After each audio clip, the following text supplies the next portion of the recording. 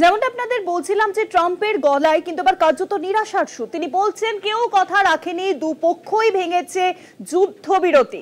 আমি যুদ্ধবিরতি ঘোষণার কয়েক ঘন্টা পরে ওরা মিসাইল ছুটছে, ইরান ও ইসরায়েল পারস্পরিক লক্ষ্য করে মিসাইল ছুটছে। তাহলে কি আজকের বিশ্বে ট্রাম্প তথা আমেরিকার কথা এতটাই কম প্রাসঙ্গিক? এখন কিন্তু এই প্রশ্নই উঠছে, কারণ আমরা দেখেছি যে যেভাবে যুদ্ধবিরতির ঘোষণা করেন মার্কিন প্রেসিডেন্ট ডোনাল্ড ট্রাম্প এবং তারপরেই ইরান যেভাবে ইসরায়েলের উপর হামলা চালায়, ইসরায়েলও কিন্তু চুপ করে ইসরায়েলও পাল্টা হামলা চালছে ইরানের উপরে। আর নজর রাখবে পরবর্তী খবরে ট্রাম্পের যুদ্ধবিরতি কেন, এই প্রশ্নই সামনে আসছে। তড়িঘড়ি ট্রাম্প যুদ্ধবিরতির কথা ঘোষণা করলেনই বা কেন? কাতারে ইরানি আক্রমণ মার্কিন বাহিনীর উপর বড় আঘাতের সম্ভাবনা। মধ্যপ্রাচ্যের দেশগুলি আকাশ সীমা বন্ধ করায় বিমান চলাচলে কি বিপর্যয়ের কারণে যুদ্ধবিরতির ঘোষণা? হরমুজ প্রণালী বন্ধ করে দেওয়ায় ইরানের হুমকি। এবার বিশ্বে পেট্রোলিয়ামের যোগানে কি বড় ধাক্কার আশঙ্কা দেখা দিচ্ছে? পর্যবেক্ষকদের অনেকেই কিন্তু মনে করছেন যে প্রধান কারণ সেসব নয়, মস্কোতে ইরান রাশিয়া আলোচনার পরেই পাল্টে যায় পরিস্থিতি।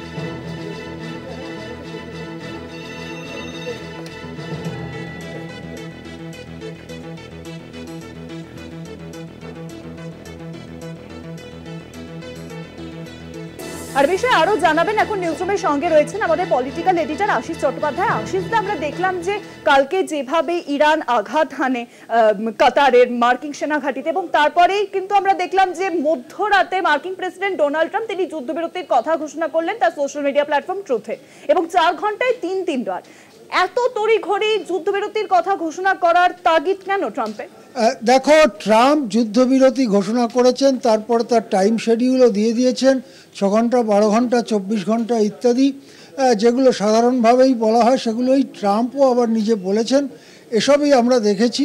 কিন্তু প্রশ্ন উঠছে, ট্রাম্প ঠিক কী কারণে হঠাৎ করে যুদ্ধবিরতি করতে গেলেন?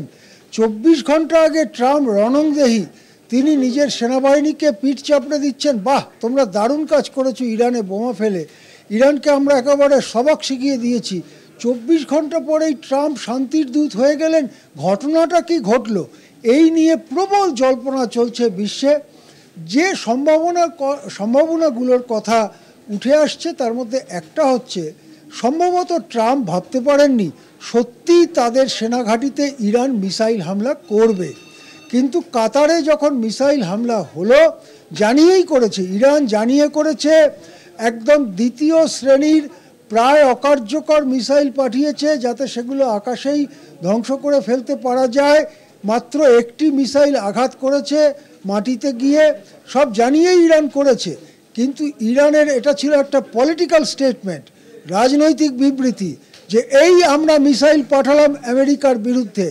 আমেরিকা যদি সংযত না হয়, মধ্যপ্রাচ্যে আমেরিকার সমস্ত সেনাঘাঁটিতে, সমস্ত যুদ্ধজাহাজে মিসাইল মাইন পাঠানো হবে, তছনছ করে দেওয়া হবে। এই কথাটা বোধহয় মার্কিন সেনারা অত্যন্ত গুরুত্ব দিয়ে গ্রহণ করে, এবং সম্ভবত মার্কিন সেনার পক্ষ থেকে প্রেসিডেন্টকে জানানো হয় যে এটা একটা দীর্ঘমেয়াদী যুদ্ধে ঢুকতে চলেছে আমেরিকা, এর থেকে এখনই বেরোনো দরকার।